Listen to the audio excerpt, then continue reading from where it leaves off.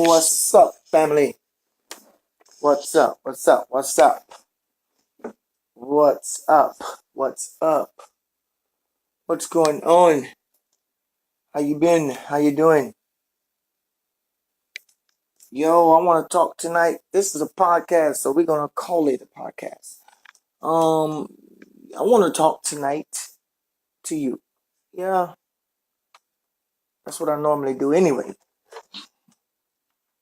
I normally just talk, but no, today we're gonna have some fun.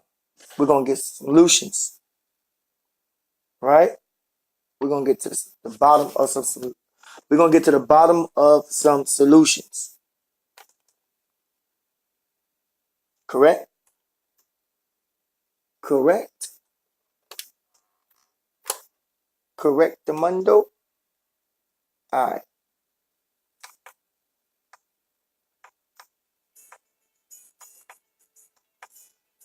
Let's get to the bottom of some solutions.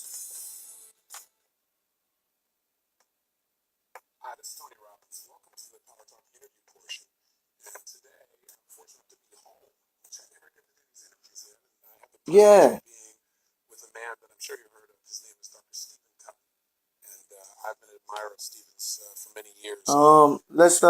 Let me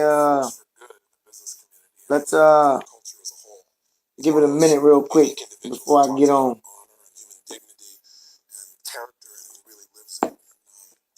Sip you some tea.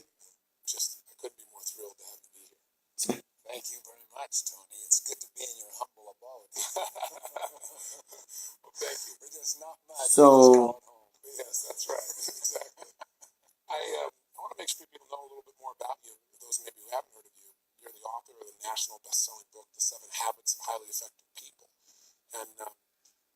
alright.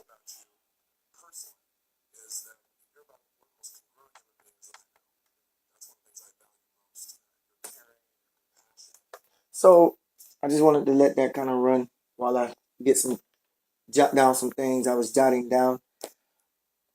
Welcome, thank you for joining me on this live Facebook podcast. I just want to talk to you about what do you do when you are feeling uninspired, unmotivated, un unmoved to get up and get going. You don't have any muscle, you don't have any um just will to get up and start something and get something going for yourself. What do you do when you feel uninspired? What is the cause? What causes being uninspired? What what happens when you get uninspired? What happens when you become punch drunk from being uninspired? What's up, Brandon? So that's where I want to go today in this direction. That's what the direction I want to go in. Um, because what I want to do is I want to introduce you to this new wave of thinking that I've come up with. Okay. I actually wrote a book on the topic. I actually wrote a book on the topic. It's one of my many books I wrote, 6 books. This book is on you can find it on Amazon. It's titled Going Beyond Belief. And that's what I want to do. I want to introduce a series of going beyond belief. Okay. And when I was going back into that writing, into that study, when I went back and opened up that book of mine, and I wrote that book in 2016, and I pulled out the notes. I pulled out the the the just the place that I was in when I was writing that. Sitting down at the computer, taking my time writing that book, manifesting that information to be in your hands. And when I was pulling that information out, I was asking, what do you do when you're uninspired? What do you do when you feel unmotivated? When you are getting a sense of not feeling real good about yourself? When you don't feel real good about yourself? I just want to say to a lot of my people here with me, I thank you for joining me. Thank you for joining me on this live podcast. You understand what I'm saying? Um, I am just right now, um, just sitting in an area where I'm just alone. I got some time to kill, and I want to be able to just give you this. I want to be able to give you this. I want to be able to give you this. And what I want to do is help you in your problems, help you with your dealings in this unmotivated state. Because a lot of us, let me tell you this, a lot of times, hold on real quick. Don't don't don't move. Do not move. Give me 1 second.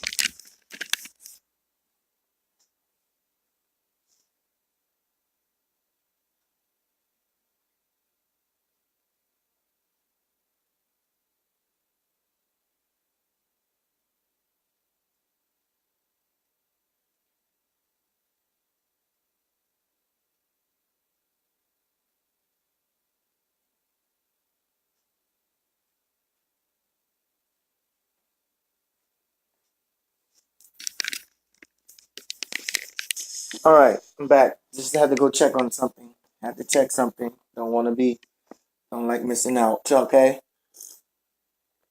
had to check something. But what I want to do is I want to help us in this frequency where we find ourselves feeling uninspired, and we can get hit with this. We can get hit a lot of times. We can get hit with this wave of unmotivation, no motivation to do anything, no will, no want to, no how, no knowing how to, or no knowledge of knowing how to just get up, right? So to just get started, like getting up and getting started. And I found myself in this predicament quite a few times in my journey. Just finding myself in a space where I was just unmotivated to get up and do anything. And I've been able, within the 6 years, I would say I started this journey in 2013. In this 6 year journey of pursuing greatness, pursuing after this, pursuing my purpose, pursuing my passion, pursuing what I call my calling. In this 6 year journey, I did some things that one would look at and call successful achievements. Writing 6 books is a feat. That's a feat that most people don't even do and complete one book. I wrote 6 books. Actually, about to start writing my seventh book this week.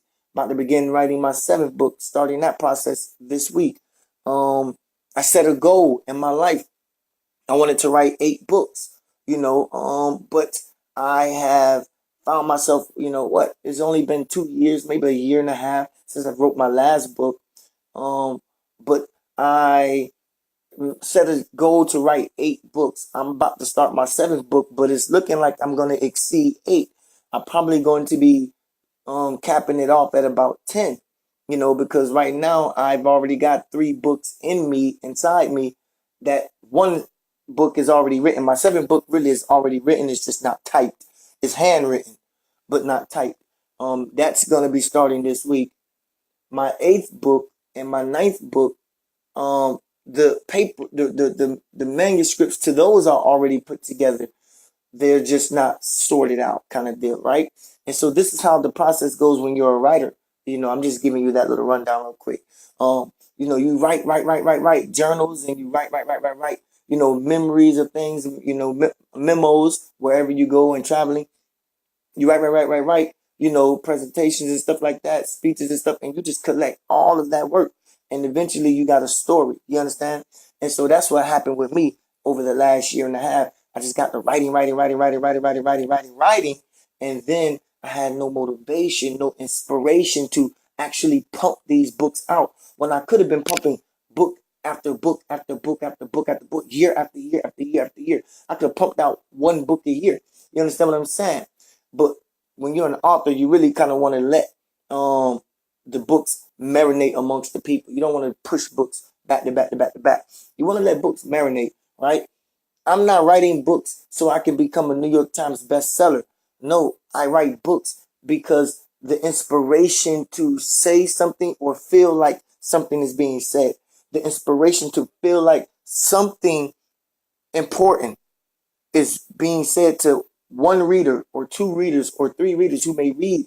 And trust me, I've gotten many a times, uh, I've gotten many a times, I've gotten many a times where, I've gotten many times where I would get inboxes from people who read my books and quote back to me some of the things I've said in my books. And that's the inspiration.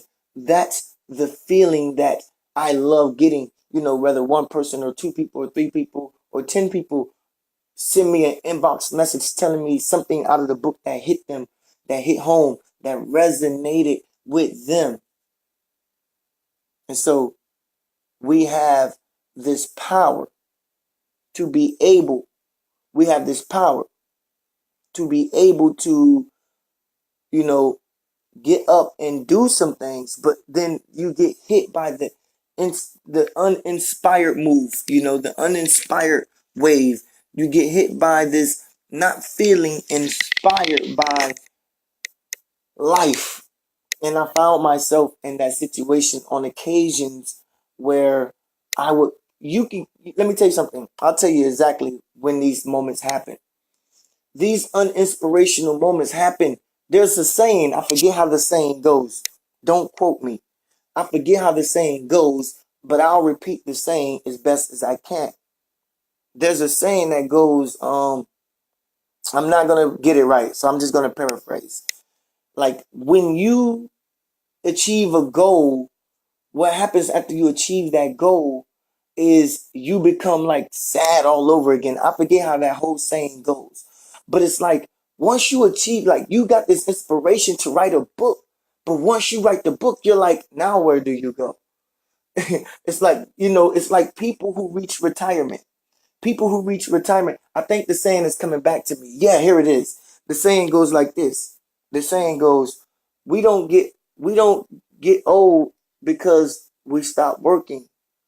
Um, we don't when we don't get old because we stop working. We stop When we stop working, we get old. I think that's the way it goes. We don't get old because we stop working. I may be saying it backwards. Let me listen to it. We don't get old because we stop working. Um, or when we stop working, we don't get old. It's something like that. We don't get old because we stop working. You know, when we stop working, that's when we get old. I think that's the way it goes. When we stop working, that's when we get old. When we stop working, that's when we get old. It's when we stop working that we get tired, we get lethargic, we get uninspired when we stop working. This happened to me when I would achieve finishing a book. I would write a book once the book was complete, because the anticipation of writing every page, writing every word, writing every letter, writing every chapter, the anticipation of seeing those things, a sentence come to completion, a paragraph come to completion, a chapter come to completion, the um the prologue come to completion, the epilogue come to completion, the introduction come to completion, the author's note come to completion. When you start to feel and see all these things come to completion, and the closer and closer and closer you get to completion, the closer and closer and closer you begin to lose. The closer and closer and closer you start to move into this space of, yes, the book is done, but this now what space? Now what space? Now what? And then you get uninspired because you just wrote a book. You just complete a book. You just finished a 17 chapter book. You're not going to write another 17 chapter book soon as you get done with one 17 chapter book. So you're kind of like sitting in the space of now what? You get the publishers to publish your book. You get um You get people, you get people to come out to your book signings, and you sign books, you sign autographs, and then the night's over and you got to go home. You feel the success, you feel the achievements, you feel the inspiration of other people feeling inspired by your work, and then the clock strikes 12 and Cinderella has to go home. You understand? And then you begin to feel uninspired in that space because you're overwhelmed by the joy when you're in the midst of the joy. You're overwhelmed by the inspiration when you're sitting in the midst of people feeling inspired by your work. You're overwhelmed. So you are feeling the same sense of inspiration and joy. But the party has to end. What happens when the party ends? You go home, you lay down, but then your brain starts to rewire and wants to fill up with thoughts, and it wants to rewire, and it wants to collect itself to begin to do something else again. And then you get uninspired, you get unmotivated, and you're like, I don't know what else to do. I just wrote a book and I'm feeling the achievements of that. And the money may come in, the success comes in, the people that are inspired comes in, but the clock strikes 12 and you gotta go home again. And you're stuck in that space where you don't know what to do next. You don't know how to move about life. You don't know how to move. And today, I want to at least ease up these uninspired moments when you're just feeling punch drunk. You're feeling punch drunk and you just feel like you just been waylaid and you've been hit by life, and you're like, I'm stuck in this lethargic, this drunk state. I'm in this drunk state. That's why I have the picture that I have of the I think that's a Mai Tai. I think that's a Mai Tai. You got the, because you're feeling this drunkenness. You're feeling this drunkenness of you're feeling this drunken state of uninspiration, and you need to be inspired. You want to feel inspired. You have your drink to yourself. You go sit off on the beach. You have you some tequila. You have you some whatever you feel that's gonna take away the heavy burden of needing to work, needing to do something. And then the high goes away. The drunkenness or the wooziness fades away. And then, you know, the trip is over. The vacation's done. And then you find yourself in this uninspired state. And what is the solution? What is the solution to battling these hunger pains? And I say hunger pains, not like your stomach needs some substance in it, but your spirit. Your spirit wants to complete and do something. What do you do in that state of lethargic drunkenness? What do you do in that state of drunkenness? That is the question. And I find myself in these moments. I found myself in the Philippines alone, sad because I was alone. And you're supposed to be feeling these moments of happiness. And here I'll tell you, see me, I'm the person that will tell you truth. I'm the person that seeks out truth and will tell you truth. Like I'll seek it out just to tell you the truth about it. You know, and you get to these nice, beautiful places, and you're thinking that life is the most inspirational at that time. Your spirit is filled, your heart is filled, but in my times of loneliness, you know how I dealt with it, and this is how you deal with it. In my times of loneliness or sadness, when I was alone, I was doing it by myself and I wasn't with anybody. In my times of loneliness and sadness, what did I do? I ran to the camera, I ran to Facebook, I put on a live video, and I talked to the people. I talk to the people because it is in not talking to the people, but it is in expressing yourself. Whether you talk to one person or you're talking to 100 people, it is in expressing yourself. And sometimes, for your own sake, sometimes for your own documentary files, sometimes for your own audio files. You need to be able to go back and hear yourself talk to yourself. And so, even in this message, I'm talking to myself. And in a lot of my messages, I'm talking to myself. In a lot of my messages, I'm talking to myself. I was in this space where I was drunk, and drunk off of, not drunk like off of alcohol, but I was in this punch drunk state where I was uninspired, feeling uninspired. And then I went back into my books and I looked at one of my books, Going Beyond Belief, that I wrote, and I saw the things that I wrote that inspired me to write what I wrote in those times. And I looked at the notes, I looked at the writings, and I realized the message that I wrote it in the place that I wrote it from. And so I went back to that state of mind and to that place of going beyond belief. And I was just writing things about breaking habits, diving into the human psyche of bad patterns that we pull out of our mind. And I went back into that and I saw some of the teachings and writings I wrote about these patterns that we have and about these habits that we have. And I had to reopen that case up for myself. And so a lot of times when feeling uninspired, you know, it's best to talk about it, but it's not about talking about it to someone.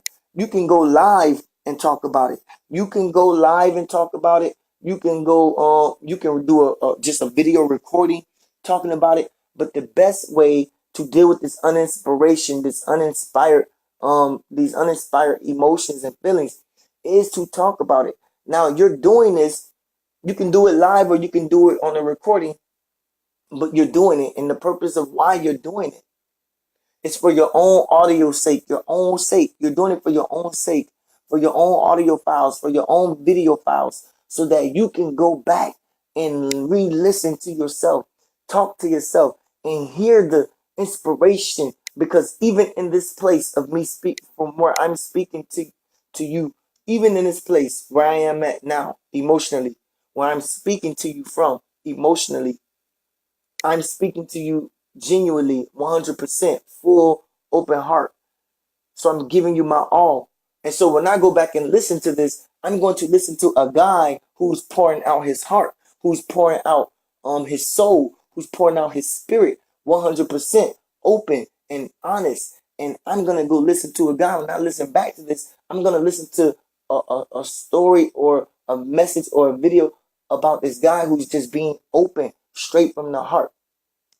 And that's what I'm doing right now for my own sake, for these purposes and moments. When you're feeling uninspired and unmotivated, you go back to the video files and the audio files and you re-listen again.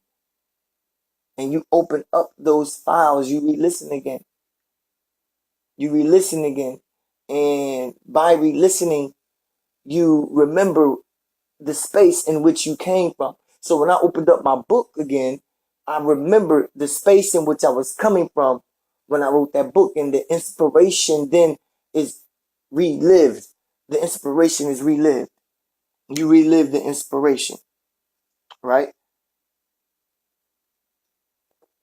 And so we have to look into the science of the mind, a book by Ernest Holmes. I'm not actually quoting from his book, but I'm saying we just have to look into the science of the mind.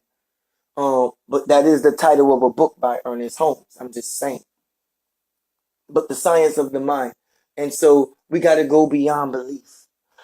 We have to dig, and there's some solutions. There's some things you just have to get up and do. There's some things you just have to say to yourself to believe again, to feel inspired, to feel motivated. Because, there was a story coming out of Stanford College football team. Stanford College football team. The football coach, David Shaw.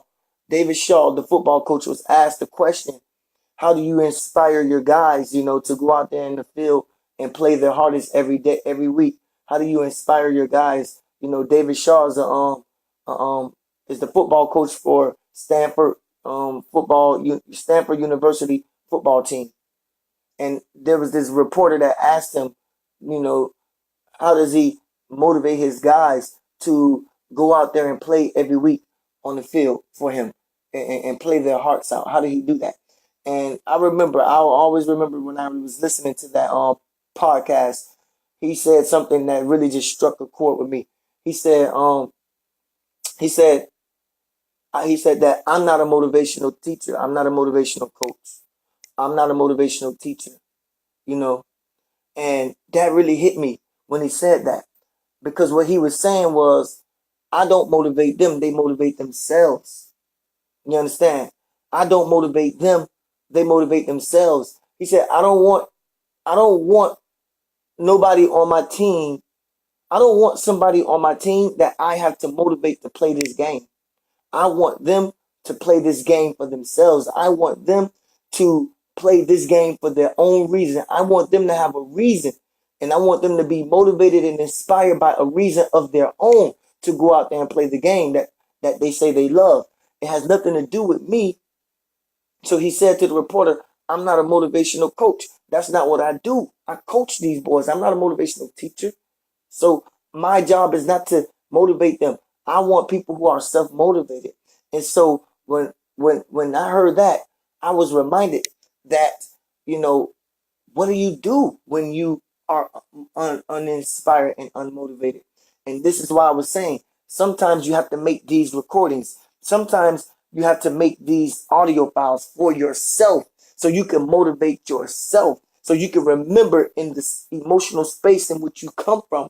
That's why I went back to my book and I read my book, and I saw in my book, you know, when I was reading that book, reading my book, I remember in the space in which I came from when I wrote the book. And thus, I was then again self motivated, self inspired, inspired and motivated by me, inspired and motivated by the reasons and why I write, or the reasons and why I speak, or the reasons and why I do these lives, or the reason and why I teach, the reasons and why I go, the reasons and why I am very unorthodox in my approach to life.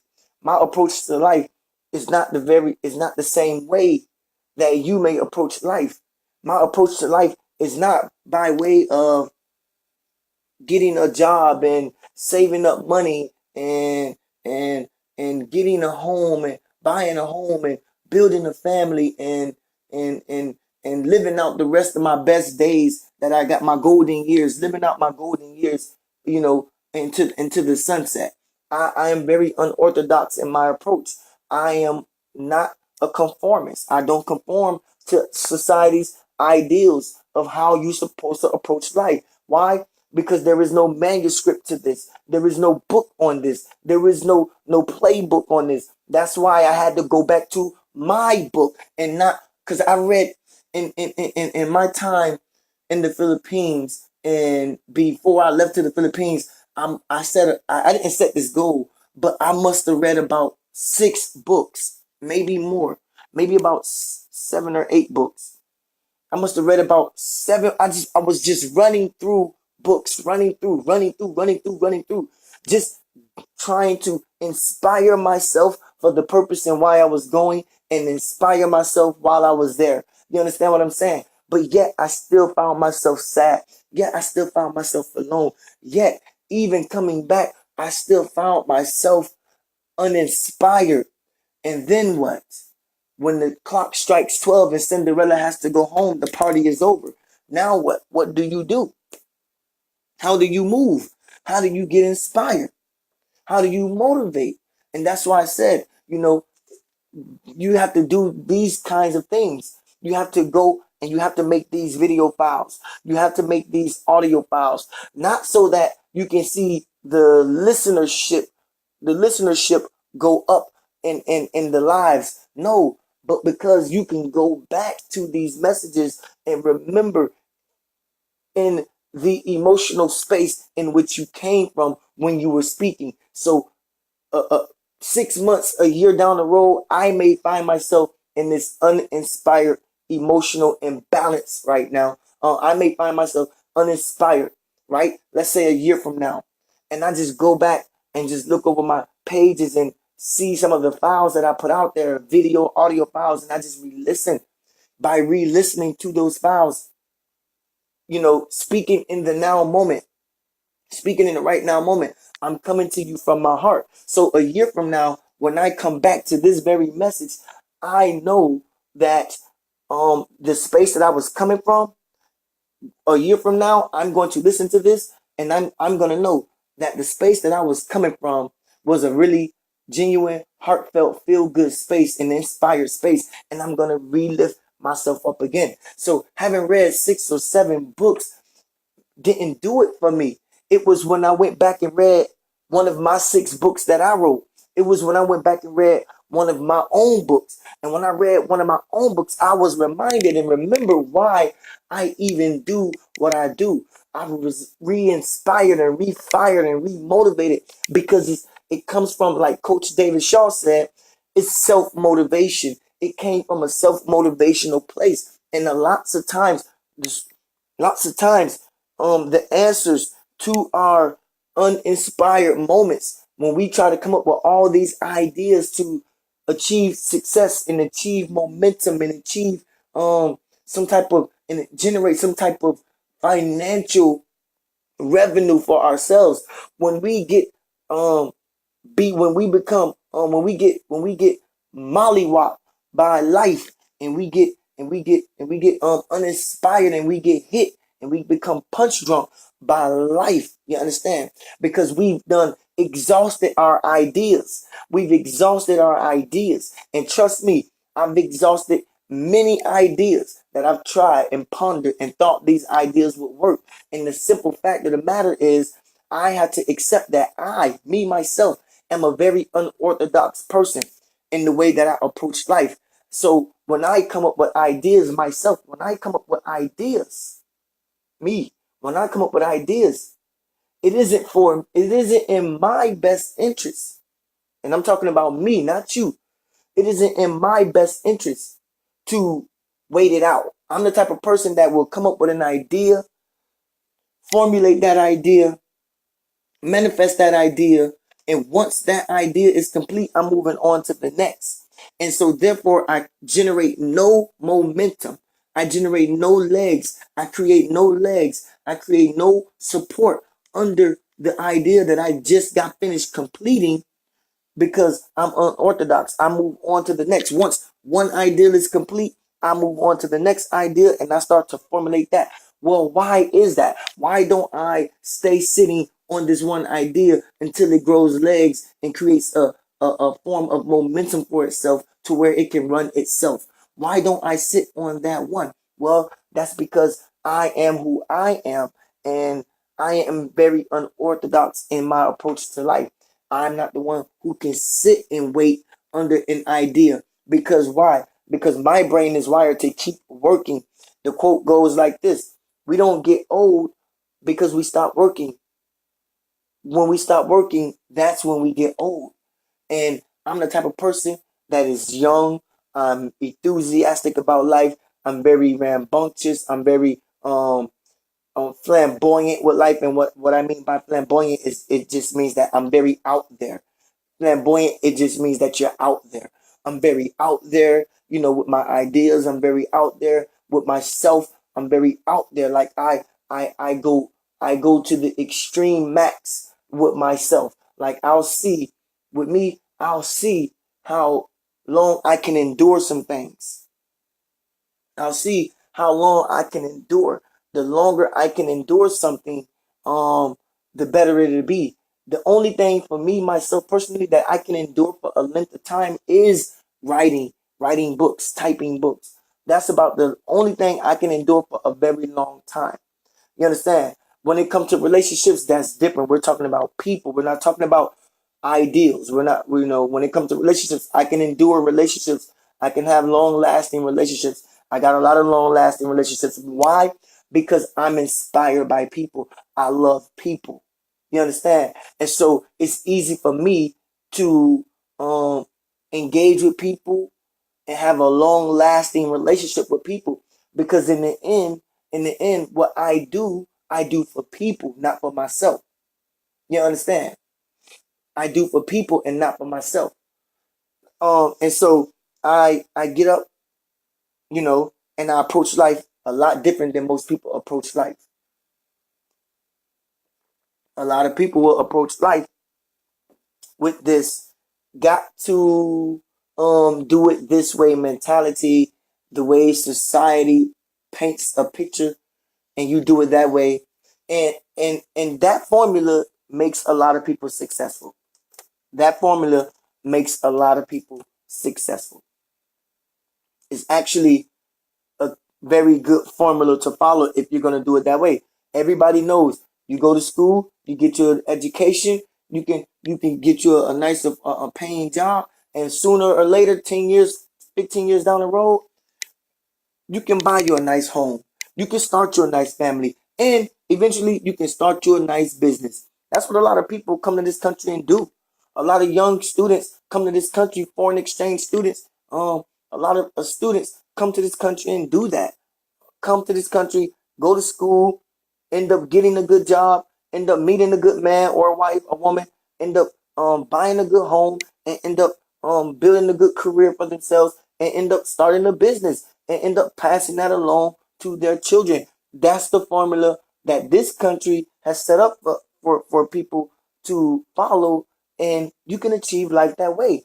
And that's a good formula. That's a good formula. But to me, that's a formula for robots, not for humans. You understand what I'm saying? That's a formula for robots, not for humans. Why do I say that? Because there is no formula to life. There is no playbook to life. There is no manuscript to this. There is no one way of doing it. That is just one way. But there are many ways many people do it by. And that's the inspiration you're going to have to live with. That's where you're going to have to get your inspiration from. You are going to have to get your inspiration from the way you do it, not from the way everybody else do it. And you have to live with the results. You have to live with the consequences and the results of your way of doing it. And if your way of doing it causes you to lose your loved one, you're going to have to make those decisions and choices in life. You're going to have to live with that decision. If your way of doing life, because we came here with our own innate ability to be great. God has given us, the great Almighty has given us this great ability to be great. We all came with it. Nobody is exempt from this. There is no, you got this, being great is only for one person.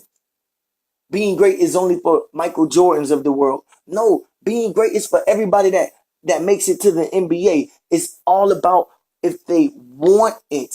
If they see that for themselves. If they see that for themselves, then they can do that. They can be that. But some people just see making it to the NBA, not being great as Michael Jordan, but just making it to the NBA as a great achievement. And that's all some people want.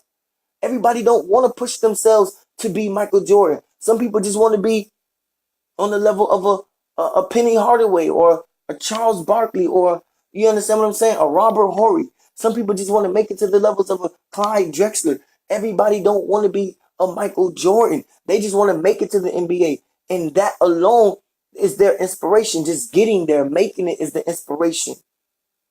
Being great, that's another achievement and another mountain that they have to climb. But they live with the results. If they don't want to be great, if they don't want to ring, you know, if they don't want to be, go down in history as a legend that took the team to the championship and won rings, then that's what they chose not to do. They chose to get in the NBA, not to win rings, but not to take a team to win rings. And I say it like that because people sitting on the bench win rings. They chose not to be people who lead a team to winning rings, to just being people who just want to play on a team in the NBA. And that's their inspiration. And so people have their own reasons. People have their own motives and motivations for why they want to get to where they go. Because we came in with this ability to be great in our own way, in our own eyes, in the way that we see ourselves. Everybody's not going to be a Bill Gates. Everybody's not going to be a Steve Jobs. Everybody's not going to be, you understand, a Michael Jordan or a Tom Brady. Everybody's not going to be that. You have to have the inspiration for who you say you want to be and live with the results. I made up my mind 6 years ago who I wanted to be. I pursued it, I became it, I've done it, and here I am still living it, still living out this vision I have for myself, this calling that is on me, this calling that is on me. Now, here's the difference. I said in my mind that I want to become 6 years ago, I said that I wanted to be a motivational speaker, right? I'm just giving you the rundown real quick. I said I want to be a motivational speaker. Not that I wanted to be. It was more so of a calling. I knew this was my calling. I knew it was upon me to be a speaker. And I set out to do that. Achieved it. Actually, gotten some very good awards from it. But they don't mean a doggone thing. You know, winning awards for that means nothing. Why? Because the purpose for why I do it is bigger than that. And those type of awards come when you look past awards. You see, people always get into businesses trying to win awards. But it's when you look past awards, do you get the award? You can't look at the award, then you will never get it. I learned this. I learned this. This is how I achieved the Medal of Loyalty, Honor, and Respect from the mayor. This is how I achieved the award of Loyalty, Honor, and Respect from the city mayor in my city. I got that because I wanted to do something bigger than myself. And when I had that vision in mind, I was looking past, an ideal of an award coming from it. And so the award came from it because I was looking past the ideal of an award coming from this. I didn't see or never thought of an award would come from that type of work. But it did, a little medal came with it. And I was proud of receiving that medal, but it really meant nothing in the grand scheme of things because did it make me richer? Did it make me more successful? Did it put me on a higher platform? No, it didn't. But what did it do? It allowed me to look back on the inspiration from where I came from in that state of mind and be able to pull out right now in the state of being uninspired. Right now, I was going through, moments of uninspired. Not today, but coming back from from the Philippines, I was going through moments of being uninspired. And I was like, man, I don't have any inspiration to do anything, no motivation to do anything. Then I cracked open my book and then I got inspired again because of the message and the emotional place I came from when I wrote that book. And so I do these audio files and these video files. I say I do them for you, but when I really look on it, when I really look back on it, I'm looking at it how I do it for me. Because because when I get in these states of being of uninspiration, unmotivation, I'll go back up and down my timeline and see some of the video titles that I put up. And I'm like, man, I remember when I was speaking about that. That was a good place. I was in a good mental, emotional place right there. And now I'll go listen to that and I get re-fired again. I get re-motivated again. I get re-inspired again. And therefore I get back up and I go and I run and I do whatever it takes to hit the next to hit the trail and achieve the next great thing for myself. Now I want to go back and hop on this one thing I was talking about when you are finding yourself uninspired. I want to go back to when I was talking about how I was reading from my book and reading from my book and I was looking at when I was looking at the inspiration in the book and feeling the emotions of where I was coming from. You understand where I was coming from in that book. I'm telling I'm telling you that when you, yeah, I want to go back to this part where I was talking about when you make a decision, because I am unorthodox in the way I approach life. And the way I approach life is just different from everybody. And I say that everybody's unorthodox because there should be no cookie cutter way that you approach life. There should be your own way. And so therefore we should all be unorthodox, which just really means that you are unique. It just really means that you are unique. You should not be cookie cutter like everybody else, doing it the way everybody else do it. Now, if you follow, what do they say? Um, focus is following one course until success. Yeah, that's following one course until success. But who wants to follow one course? So now you have to ask yourself these. Now you have to ask yourself these things. What is success to you? What does it mean to be successful? How do you achieve what? How do you quantify or qualify achieving that success? Let me say that again. What is, how do you achieve success? What is success to you? How do you quantify or qualify what success is to you? How do you qualify what success is? Who qualifies what success is to you? Who qualifies what success is? How do you quantify that? How do you magnify it? How do you multiply that? How do you multiply, quantify, magnify that success? That what you call success. What do you qualify success as? What is success to you? What is success? Because if you are unique and you're not cookie cutter, then success is going to come by way of whether it is financial achievement or personal fulfillment. You can have both too, personal fulfillment and financial achievement, or it will come by financial achievement or personal fulfillment. But then you have to ask these questions. What is success to you?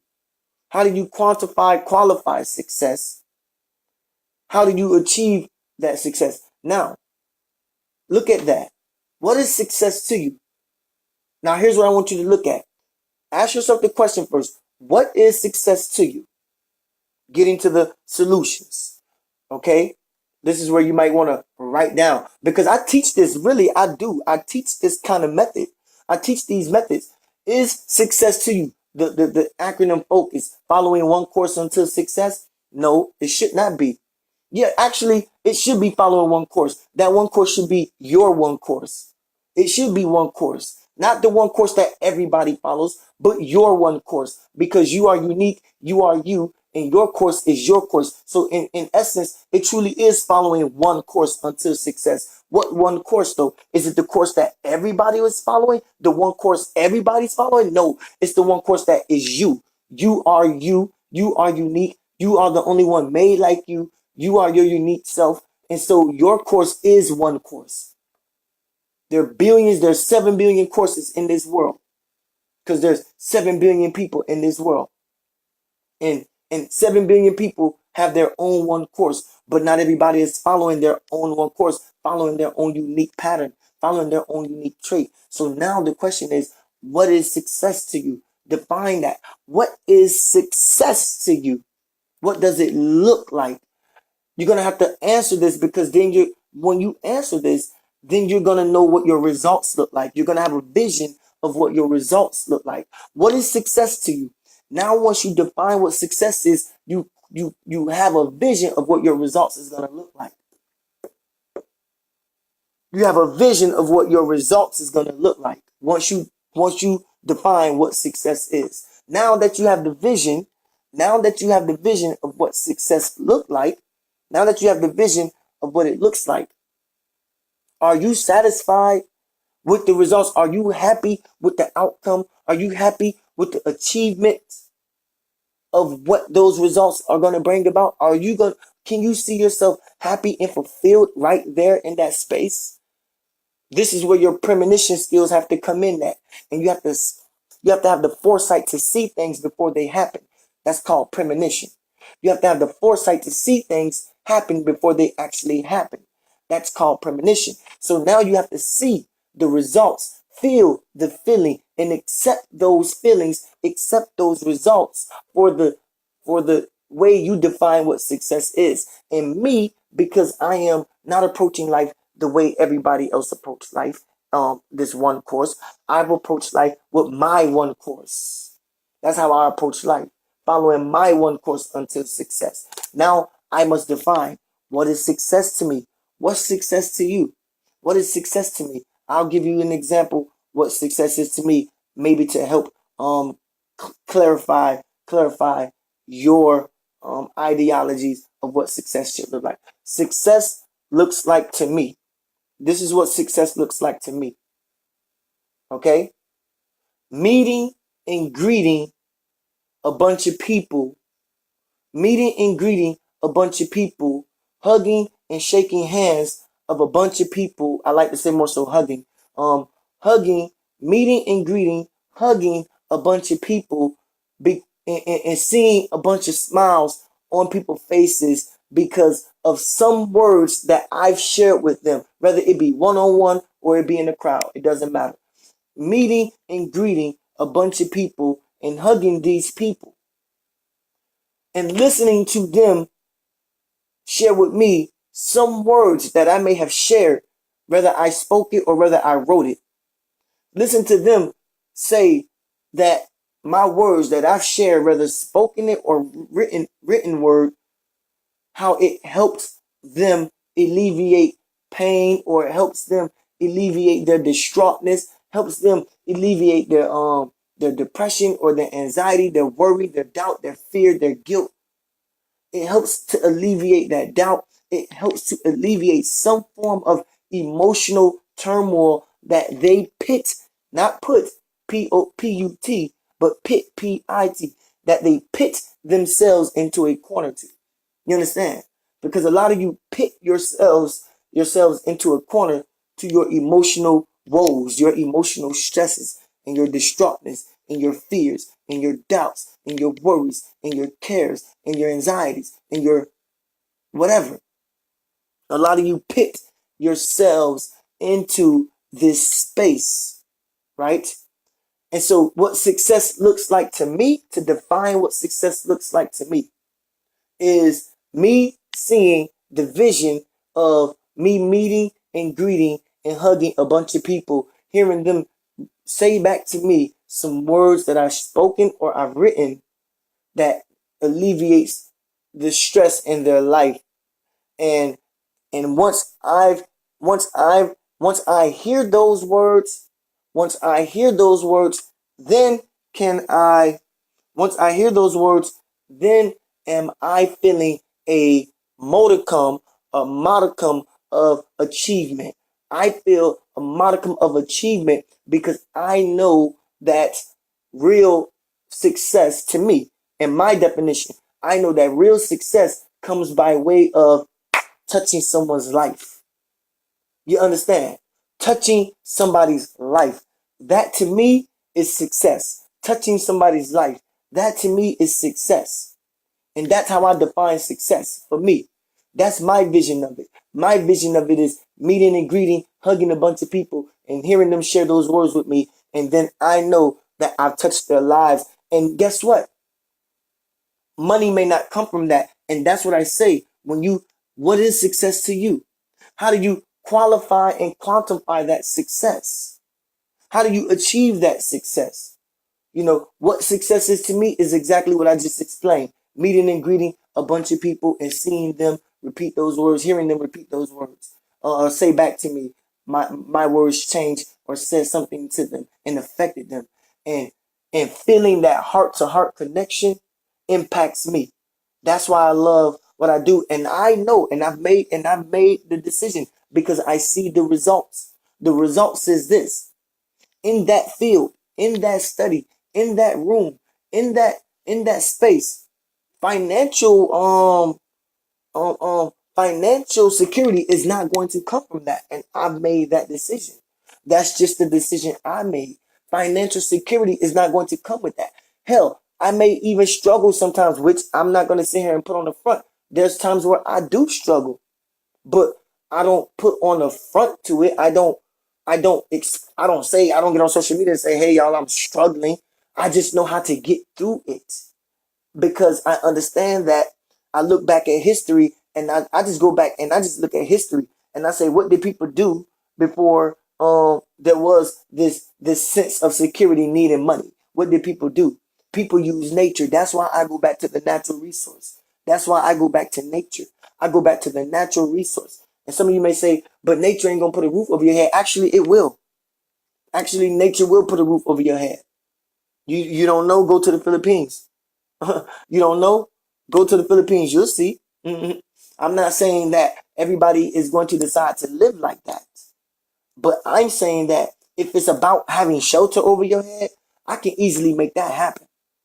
I may not have a significant other wanting to enjoy that space with me, but I'm happy. I may not have a significant other wanting to enjoy that space with me, but I'm happy. And that's the bottom line we got to get to. You want your slice of heaven on earth, then your heaven must come by way of what? How do you define success, or your paradise? How do you define your success, your paradise? How do you see that? What does it look like to you? How do you qualify and quantify that? What qualifies it for you? What qualifies being successful to you? Is it having a title name? Is that what qualifies success to you? Having a big name on the New York Times bestsellers list? Is that what qualifies success to you? What qualifies success to you? Is it having your seeing your investment stocks go up on a stock exchange? What qualifies success for you? What qualifies it? What qualifies success to you? Is it having multiple real estate businesses, real estate plans? Is it having multiple homes? What qualifies success? Having multiple businesses? What qualifies success to you? Huh? Having won the most prestigious award, the Nobel Peace Prize, or the excuse me, the Pulitzer Prize, the Pulitzer Prize. What qualifies success to you? A humanitarian award? What qualifies success to you? I've explained what success is to me. Let me explain what qualifies success to me. What qualifies success to me, just to help y'all with some visuals, okay, for yourself, so you can understand what qualifies success to you. What qualifies success to me is looking at my bookshelf, seeing my name amongst many names of books on my shelf. That's what qualifies success to me. Now, I know that my book may not say New York Times bestseller at the top of it. I noticed that my book may not say Pulitzer Prize winner on the front of it. I noticed that my book may not have reviews from Oprah and all the prestigious people alike on the cover of it. I noticed, but guess what qualifies success to me? What qualifies success to me is, and you have to ask yourself, what qualifies success to you? What qualifies success to you may seeing that marquee billboard on the front of your that marquee poster on the front of your office, and that may qualify success for you. What qualifies success for me is when I look on my bookshelf, out of the many books and authors up there from the books that I read, I can see my name up there, not one time, not two times, not three times, but six times. I can see my name amongst those books. And that's what qualifies success to me. Why? Because I feel good knowing that I left a legacy for my children.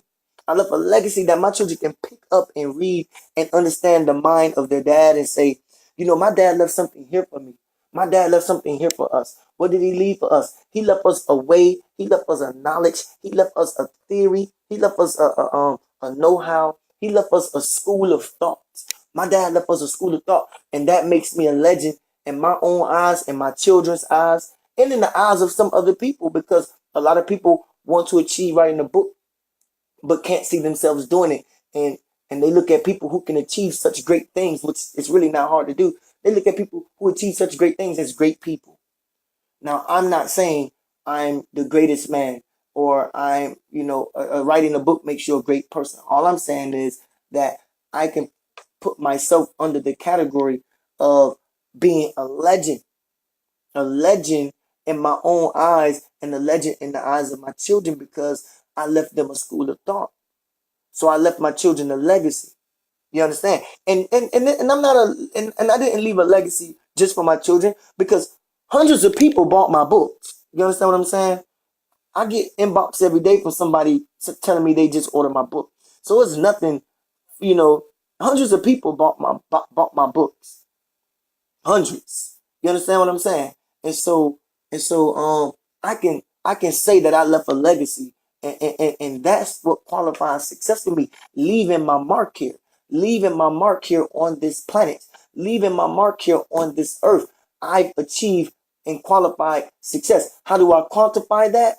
Well, you don't write one book, you write two books. You don't write two books, you write three books. You don't write three books, you write four books. You don't write four books, you write a play. You don't write a play, you write a movie. You don't write a movie, you write a biography. You don't write a biography, you write a. You understand what I'm saying? That's how you quantify it. That's how you quantify success. That's how you quantify it.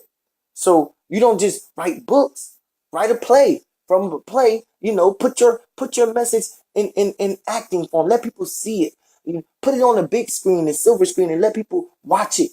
Put it in a biography and let people read it. You understand what I'm saying? So you quantify it by doing it like that, meaning you multiply that. You multiply what you do. You multiply if that's what you love, if that's what you do, if that's your message in your life, then you find a way to quantify that. Find a way to quantify that. Don't just stick to one course. Don't just stick to one genre. Don't just stick to one area. Hell, put it on a CD and make it an audio book. Put it on a CD and make it a spoken word album. Quantify it. Reach more genres. Reach multiple genres. Reach multiple demographics. Reach multiple people. That's how I define success. That's how I qualify and quantify success. You understand? I quantify success by seeing not only my books be books, but my books become plays and then become a movie, then become a biography, then become an audio file, then become a spoken word, then become a radio series or a radio series, a play on radio. You understand what I'm saying? Reaching multiple genres, multiple demographics. And actually, this book that I'm about to be writing, starting this week, is actually going to be a play. It's actually a book that's made to be a play. So I look at people like um um what's his name, man, the great playwright and poet James Baldwin. I look at James Baldwin and I see the things he did. You understand? Took his books and made plays. His plays made movies. His movies made a biography. That's how he quantified this, what he did. Now, look at how he started that. Was it for a big name in the industry? Was it to make a big name for himself? No. So you have to ask yourself what qualifies success. And I could look at a James Baldwin and say, what qualified success for him was just writing his book, completing that journey, completing that. You understand what I'm saying? And for me, writing my book, this book will be a play. That's what qualifies success. Completing this book, writing, finishing this book, seeing my name, seeing the cover, seeing my name on the front of it, seeing the title on the front of it, seeing the cover put together. That's what qualifies success for me. Seeing that be completed, and what quantifies success for me is seeing it become a play. You understand?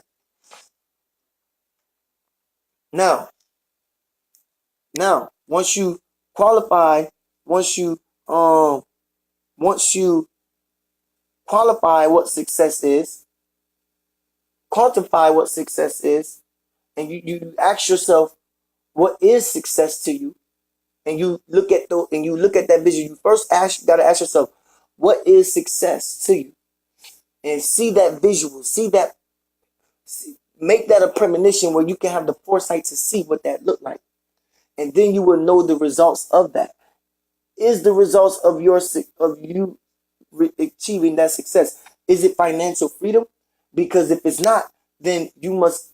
If you believe that that's your calling, that's your purpose, then you must live with those results. You must accept those results. If your results does not bring on financial freedom, then that's okay. But if that's what you believe your calling is, then accept and live with those results. Accept and live with those results. You understand what I'm saying? Accept and live with those results. Okay? And if second, and if now thirdly, you ask yourself what it is, then you ask yourself, how do you quantify success? What is success? How do you quantify success? I'm giving you solutions. You understand? I titled this message today, this podcast, what do you do when you feeling uninspired? You have to lay these things out. What is success to you? What qualifies success to you? What quantifies? How do you quantify that success? And how do you achieve that success? Now that's the final question. How do you achieve that success? How do you achieve it? Is it by way of how do you achieve it? Is it by way of doing it the typical way, going to work, save up some money, go and get you a job, save up some money on the side, create you a business on the side while you work your job? What did it say? Work your plan till you plan your work until you can work your plan. Plan your work until you can work your plan. Is it going to work on a job and then on the side creating a business until that flourishes and then you leave your job and jump over there? Is that how you're going to achieve success? That's see, because a lot of you want to know the how, and that's what you want to look at. How is it that way, or is it by the way the great God and the young God that just passed from amongst us, Nipsey Hussle, the way he did it, straight from the muscle. You got to go out there and get it. You got to go out there and grind straight from the ground up, just getting it from the ground up. That's a man. I just bless his soul. Nipsey Hussle, that man is the is the is the picture the is the picture is the image of what it is to get it from the ground up, to start from the bottom, to start from nothing and work your way to the top. Is it going to be achieved that way through straight hustling and grinding? Is it that way? Because the more you grind, Nipsey Hussle got a song called "Stay in the Grind." I stay in the hustle, I stay on the grind. I stay in the hustle, I stay on the grind. Go listen to that song. Now, when you stay on the hustle, you stay on the grind, you keeping the momentum going. You keeping the momentum going. You keeping the wheels turning. But that's what you're going to have to do when you do it from the ground up.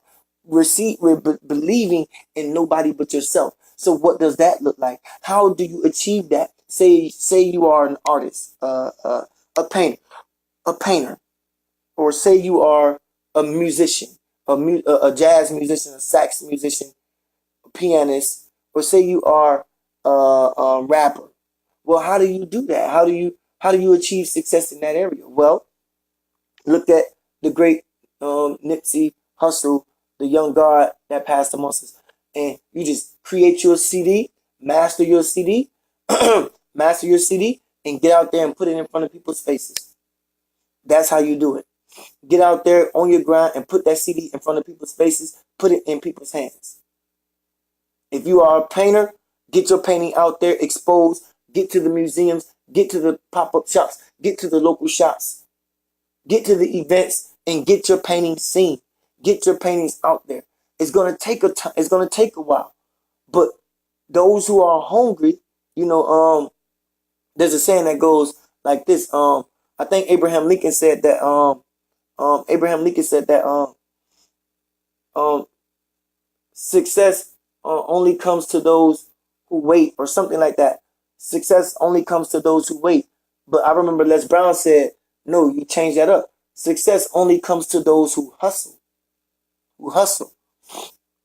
It was Abraham Lincoln who said, success only comes to those who wait. I may got the first part of that wrong, saying success. It may be something else. It may not be the word success, but it's related to that word. It only comes to those who wait. But it was changed by Les Brown, who said, it only comes to those who hustle. And so you got to get on your grind and you got to hustle. And that's how it gets done. You got to stay on your grind. You got to stay on your hustle. And that's how it gets done. That's how your book get heard. That's how your book get read. That's how your book get in people's hands. You got to stay on your book. You got to stay on it. That's how you get inspired.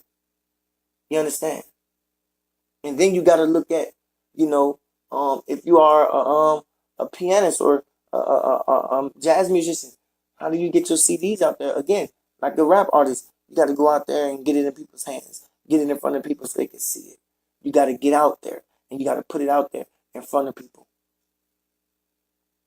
You got to hustle. It's only going to come by hustling. You got to hustle. You got to hustle. All right. So when you ask what is success, once you define what is success, now what qualifies success? How do you quantify success? And how do you achieve it? How do you achieve it? How do you achieve that success? Is it, like I said, is it with a job, working your business on the side? Is it from the grind, from the muscle, getting it from the ground up? Is it fundraising? Can you do it through fundraising? Fundraising, that's a way. Crowdfunding, is that a way you're gonna do it? Where you practically are begging people, but I don't like to look at it like that because it's not begging in a sense. Some people may call it that, but it's not. It's fundraising. Churches do it all the time. A lot of people do fundraising campaigns all the time. Is starting your business or living your dream, is it done through fundraising? Is it done through an online business? Is it done through an online business? Is it done through babysitting your way to the top? I don't know. You know what I'm saying? Is it done through going to school, going to college? You are going to have to define what it is. That's why the first question is, what is success to you? Once you define that, you'll be able to lay out the map on how to achieve that. You understand? On how to achieve that. Because some of you may see it as going back to school. And it may not be that way. Some of you may see it by crowdfunding, and it may not be that way. I'm not saying it is that way, but I'm saying it may not be that way for you. It may be another way. And that way may not be, it may be through crowdfunding. It may be working a job until you, playing your work till you work your plan, getting a job and working your business at the same time. But it may not be that way either. But what is the way? That's the definition you're going to have to find. What is the way? How do you get inspired? How do you pick yourself up? How do you get motivated again? Sometimes you're going to have to go back over your notes. You're going to have to go back over your journals. You're going to have to go back over your diaries. You're going to have to pick back up those memos that you wrote down and jot down. And you're going to have to go back to those ideas. And you're going to have to look at those ideas again and resurface those ideas and see if it's worth putting that energy into it. I had that great idea of starting a podcast, and I didn't even realize every time I came on Facebook Live in this type of format, in this type of way, audio, I didn't even realize that I was doing a podcast, because that's basically what a podcast is, an audio file. That's basically what a podcast is. It's just an audio file. And I can take this audio file, save it, and put it on any platform that I want to. I could take this very audio file, put it on Stitcher app radio, put it on TuneIn radio, put it on Apple Tunes radio. I could put it on any podcast format that I want to. SoundCloud. I could put it on Blueberry. I could put it on any podcast format that I want to. I could take it and put it on any podcast format. I could take this very file and put it on any format. I actually did it already. I've taken files from Facebook and put it on my podcast show on Stitcher app, which is a podcast app for podcasters. I've taken audio files. So I remember saying to myself, I want to do podcasts. I want to start a podcast. I want to get a podcast show going. And every time I came on Facebook Live doing audio like this, I was doing a podcast and I didn't realize it. You understand that I was doing a podcast. That's why I call these podcasts now. I call these podcasts because that's what it is. It's a Facebook podcast. It's a Facebook podcast.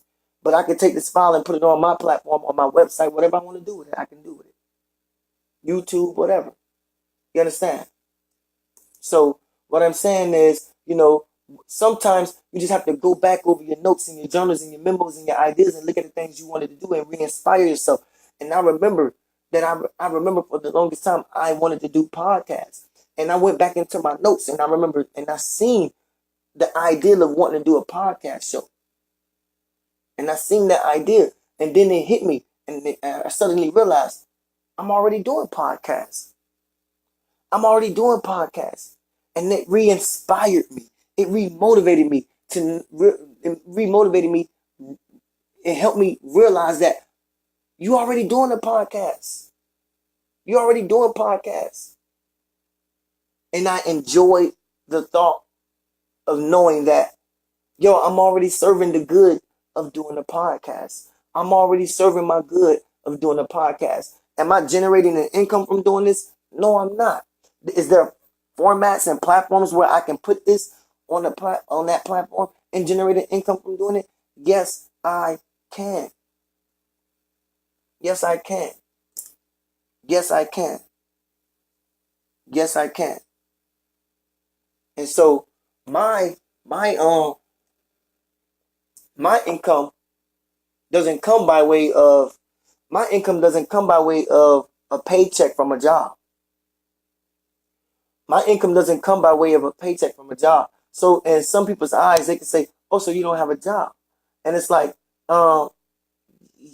I want to say no, but to be sarcastic, I'm gonna say, yes. To be sarcastic, I'm gonna say, yes. I don't have a job. Being sarcastic, why don't I have a job? Because I am my job.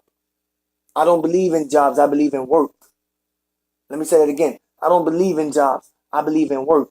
And work, doing what I love doing, that's called work. And that work is my job. You understand what I'm saying? And I generate enough to survive and take care of the needs of me and meet the needs of my children.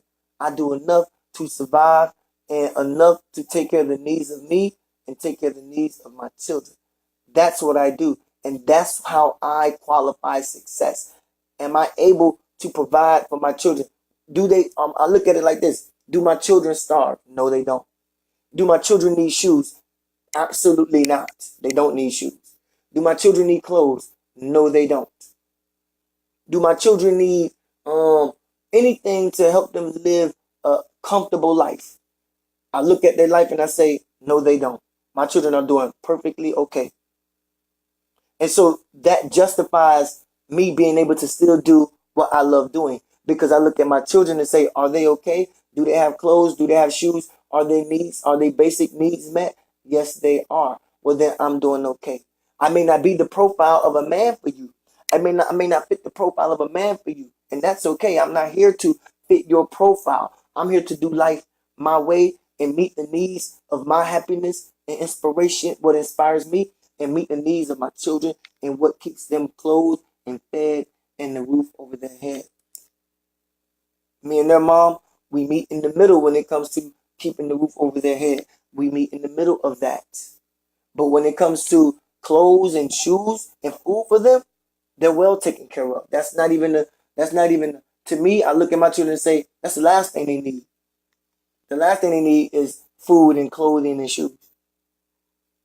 You understand what I'm saying? So it justifies me doing what I do and being able to love it. Because if their needs wasn't met and I was doing what I do and their needs wasn't met, I would have a sense of guilt. I would have a sense of shame. I would have a sense of embarrassment as a man and a father. But I don't have a sense. I have no guilt. I have no shame. I have no sense of no of embarrassment for being the lack of a father for my children. Because I look at them and they think and everything they need is being met. And so I can live my calling happily. I can live my calling lovingly. I can live my calling spaciously, meaning I don't have to feel pressured. There's a lot of space for me to operate. I don't have to feel the walls closing in on me. I don't have to feel pressure to get up and have to go get a job to do something. I don't have to feel that pressure. I'm good where I'm at. I'm good in the space that I'm operating in. And in that space, I'm happy. In that space, I'm happy. And that's how you're going to have to, that's why I say you're going to have to ask, what is success to you? How do you quantify success? And how do you achieve that success? But the first question is, what is success to you?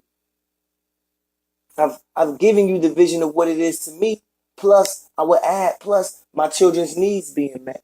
And are their needs being met? Yes. Then it justifies me being able to pursue my calling and love it. And love it without guilt, without shame, without embarrassment. Because their needs are met. And I'm happy about that. They're fed every night. I'm happy about that. I'm happy. And so, what is success to you? Some of you single moms, I talk like a single dad, or I talk like a dad who don't have responsibilities, or I talk like a person who don't have any responsibilities, right? When I do have responsibilities. But I talk like a person to some of you single moms, and it may seem very hard. And I just want to take a moment to holler at y'all. I just want to take a moment to holler at the single moms in this situation. And I don't address single dads because we are few and far between, although we do have numbers out there of single dads, but we know the story is majority single moms, okay? So let's not pretend.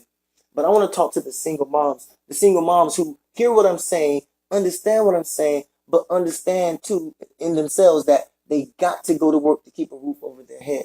Then I'm going to say this to you. Then you're going to have to ask, how do you achieve the success that you want, mom? How do you achieve the success that you want to achieve? Now, this is where you get that plan your work until you work your plan. Plan your work until you work your plan comes from. Then it's all about planning your work. It's all about strategic timing, time management, managing your time correctly, dividing. This is where you're gonna have to become mom a mathematician. This is where you single moms are going to have to become a mathematician, and you're going to have to do some numbers. You're going to have to do some division. You're going to have to do some adding. You're going to have to do some subtracting. You're going to have to do some multiplying. You're going to have to do some what? Dividing time up in between. You're going to have to do some dividing time up in between your work, your children, and your leisure time. You may say, but I'm a single mom. There's no such thing as leisure time. Yes, there is. Yes, there is a such thing as leisure time for you single moms. And listen to me. Wherever you stay, let me just give you a little clue. If you're a single mom and you want a little bit of leisure time to go get your nails done, your whatever, right? Consider this. Go to your local places like the YMCA, where they have sitting child caring programs. So moms can have leisure time. The YMCA has those programs. So mom can have leisure time. I'm not here to break all that down. I'm just here to inspire you, mom. I'm just here to inspire you because I love you. I'm just here to inspire you to help you see that you got to look beyond where you're at and see beyond that. And so I say your YMCA has child caring programs. They're child caring programs that watch your child for 2 to 3 hours, 2 to 3 hours, sometimes longer, so that you can have some leisure time, mom. And so you have to say, but how can I do that when I got children? And I'm telling you, mom, the how to be successful plan has to come in like this. You have to see yourself as a mathematician. You have to divide your time by dividing it between work, children, and leisure. You're gonna have to multiply. You're gonna have to multiply the depth, the depth of work the depth of hours, or you're gonna have to multiply the hours that you put in on your dream. You're gonna have to multiply that times two. I know you like, well, I'm gonna spend an hour reading or studying, but you gotta multiply that now times two. You got to spend now 2 hours reading or 4 hours reading. You understand? Or 4 hours studying. You got to multiply your time in studying and reading and catching up if it's education that you do or self-study that you do. You're going to have to multiply time. And you're going to have to become a time manager. You're going to have to become a mathematician time manager. Divide time multiply time, and then add time. You're going to have to add time to what? To your activities. Add more time to yourself. Add more time to your sleep if you need it. Add more time to your exercise. Add more time to your the things that you love, cooking, learning how to add more time. And then you're gonna have to subtract from the people that are not supporting you. Subtract time from the things that are not motivating you. Subtract time from the things that are keeping you uninspired. If it's TV, if it's Facebook, if it's Instagram, if it's YouTube, if it's anything on the internet, if it's family, if it's whatever it is, you're going to have to subtract time from them, from those things, in order to add more time to your things that you love.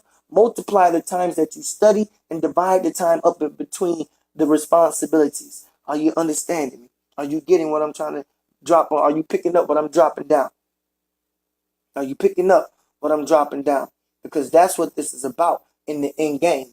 In the end game, that's what this is about. And I'll say, and I spoke to my single moms in that moment for that reason and purpose alone. Because I know you hear me speak and you think that's all fine, well, and dandy for a person who's single or a person who don't have children. Mom, you know, there's a saying that goes, there are more ways to skin a cat. Okay, there's more than one way to skin a cat. Have you ever heard that old saying? Yes, there's more than one way to skin a cat, and you can do it more than one way. There's more than one way to climb a mountain. I always like to use that visual too. There's more than one way you can climb a mountain. You understand what I'm saying? There's other trails. There's other ways to get up that mountain. No one just walked the path. No one just walked the trail. No one just carved the path. Someone must carve the path in order for there to be a path. What do they say? Go where there is no trail and leave one. It's the same. Go where there is no path and leave a trail. That's right. Go where there is no path and leave a trail. You understand? Go where there is no path and leave a trail. And that's what I'm saying to you. I don't want to be too long. I don't want to keep this thing long. I know that this was some good inspiration podcast today. And I just want you to, this is a series I'm going to do called Going Beyond Belief. This is a part one series I'm going to do. I think I'm going to do a 6-week series of Going Beyond Belief. Basically, helping you get beyond the emotional stagnation and being uninspired and unmotivated. Going beyond the belief that it's not possible for you. Going beyond the belief that it can't be done. You can't do it. It's not for you. It's not in the cards. I want to get you to go beyond those beliefs, breaking those human patterns and those diving into your psyche and breaking those human patterns and roadblocks and habits that you're used to. My purpose is to break up that human pattern and those roadblocks and those doubts that you're used to. That's my goal in this 6-week series of Going Beyond Belief. I want you to go beyond what you're used to saying, seeing, and doing. You understand? And this is part one of it. How do you get past being uninspired, unmotivated? How do you get past being uninspired and unmotivated? And that's where we're going to go. So for our believers in yourself, for my believers in yourself, for my believers in yourself, and I say that like that on purpose. For my believers in yourself, those who believe in yourself, although those times may come of being uninspired, unmotivated, go back and look at and re-listen and reread all the things you wrote down before you got to that space emotionally where you are feeling uninspired and unmotivated. Go back to those journals. That's why they say it's important to keep a journal. It is important to keep a journal. It's important you keep a journal for this very reason, so that you can go back and see those things, those memos that you kept, that will put you back into a space that will remind you how to be inspired or what inspired you. Going back to that space that inspired you to write what you wrote. And so, yes, get back there to that space. Go back into your journals. Pull up those audio files. Go back into the videos that you release and re-listen to yourself to re-inspire yourself and repurpose yourself and refire yourself. Refire, reignite a flame in your heart. All right? I appreciate y'all listening tonight. I really do. I went on. I gave you nothing but this good quality. It's a good quality message tonight. So take it and share it and believe in yourself. This was me breaking down the science of the mind. Okay? Believe in yourself. Achieve greatness because you do have that ability in you. It is. Greatness is it's not exempt to, no one's exempt from being great. No one's exempt from being great. Everyone and anyone can be great. But you have to qualify. You have to ask what it is to be great, qualify and quantify it, and ask how do you achieve it. Because everyone can be great. And like Biggie always say, don't believe that being successful is the answer and is the key. Don't believe that success, financial success, financial success is the answer and is the key to a fulfilled life. Like Biggie always say, or like Biggie has said, I won't say always say, like Biggie has said, more money, more problems. Okay? Don't think that money is your freedom. Money actually brings on more problems. So find your security in self-fulfillment, self-empowerment, self-motivation, self-inspiration. Find your security in that. All right?